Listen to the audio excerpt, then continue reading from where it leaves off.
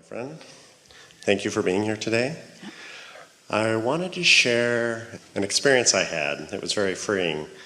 I was watching the movie 12 Years a Slave, and while watching it, there was a scene of a slave being whipped. And in an instant, I was no longer watching the movie, and I was seeing a life where I was a slave and experiencing it.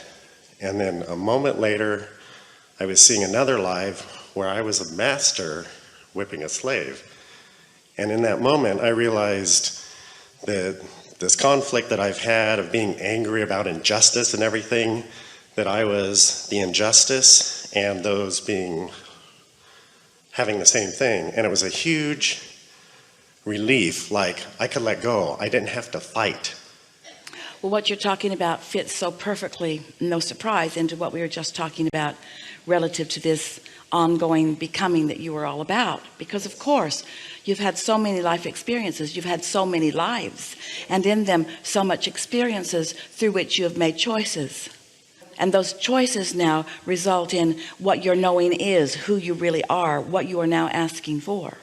We can feel a question erupting all around the room. And so we want to make a very strong clarifying point, because there are those who want each of your life experiences to be a lesson for you. Sort of like I needed to live the lesson of being a slave, and I needed to live the lesson of being a master. And I wonder, if I was a slave before I was a master, could I really have whipped someone after having been whipped? And you can make yourself crazy with all of that. We would like to say to all of you that you've all had all experiences, and none of it was like a classroom. None of it was orchestrated for you. You just had experiences, all of those experiences where you've come to your individual desires. So this is the most important truth, universal, non-physical knowing, destiny that we could ever speak into a physical environment. 100% of those that you are interacting with, those who exist as human population of this planet, 100% have had all of those experiences and prefer love. Because there's a tendency to say, well, I've worked it out and therefore I'm more evolved. We didn't hear you say that, but there is a tendency to say that. And therefore someone who is right now behaving in an obnoxious way probably still has that lesson to learn. And that's not what's going on. It's not linear. Exactly. It's not linear. Exactly. But what is going on is that every human who is experiencing life on planet Earth today is in alignment or not in alignment, or in some variance in between. And what makes you mean is your discord. What makes you mean is your insecurity. Insecurity is your discord. Insecurity on one end of the stick, security on the other end of the stick. In other words, anytime anyone has activated within them something that is not allowing the whole of them to flow through them, then their behavior in the moment, and there are people who will beat someone today who have never beat anyone before, because the momentum of what's going on and the attention that they're giving to whatever has them so discordant of who they really are that they are flailing about. Their anger is never with someone else. It's always with their maybe not able to verbalize or really understand. It's their awareness of their not being where they innately and deeply understand that they should be. Nothing is worse than to be these evolved, enlightened, pure positive energy, God force beings that every one of you is, and to be in some situation where you have allowed your perspective to grow in a way that you've managed to pinch yourself off completely from all that you are. For a long while we've said, if you saw someone in the street bleeding, you would most likely do everything you could to help them.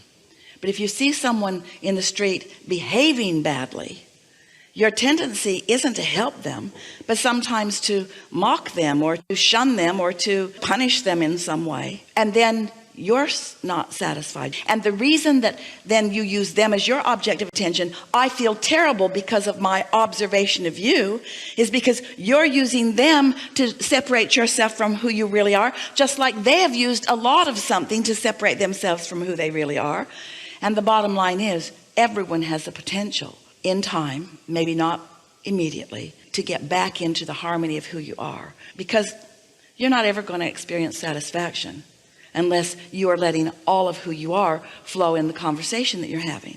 And if you're letting all of who you are flow in the conversation that you're having, then you're demonstrating wisdom and clarity and love and upliftment.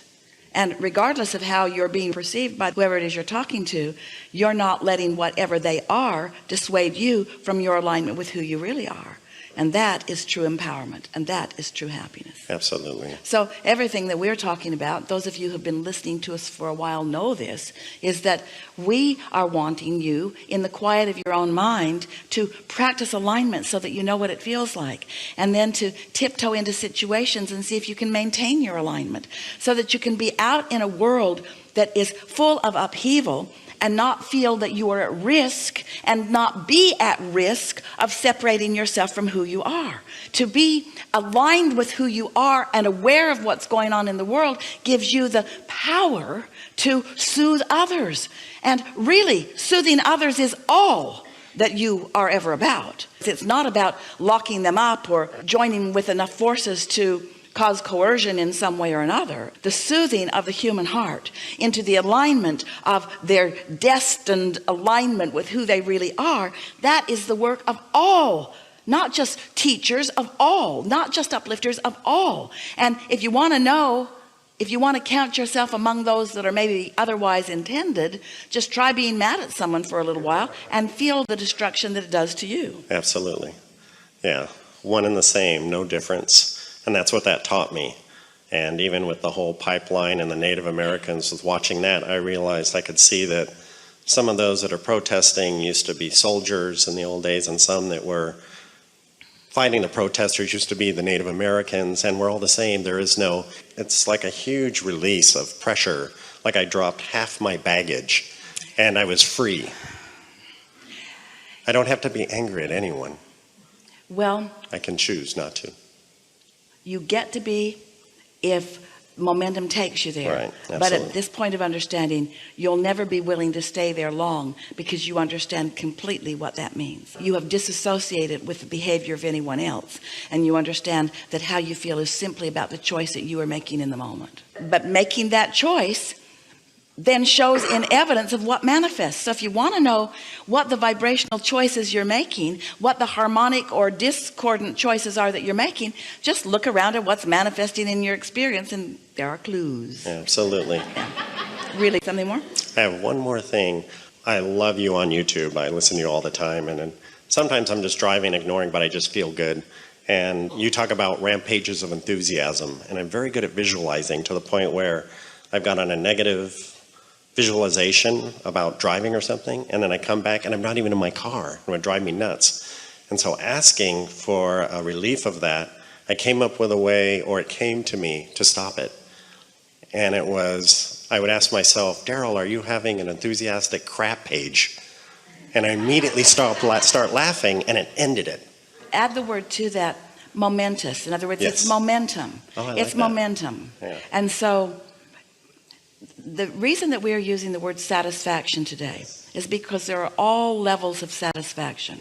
But in satisfaction, there is harmony between you and who you really are. So once you accomplish harmony, like in meditation, once you accomplish harmony, and then you move forward by focusing on this and that and this and that and this and that, allowing that momentum to increase. Momentum that comes from already being in a good feeling place is going to get better and better and better and better feeling. Enthusiasm and passion, they just feel better than peacefulness and quiet. It just does. So the important thing is to realize where you're starting from. And what happens with so many people is that they don't start from center, they don't start from alignment and then hear the call of other things that will match it. Instead, so often they start from observing a situation and then they have a knee-jerk response to the situation, so they're often running, or they join the momentum that's already been stirred up by somebody else. There's nothing wrong with doing that, because it will be a step one moment and you will launch rockets of desire about things that you prefer to be otherwise. But Absolutely. Thank you very much. yes, indeed. Bless you.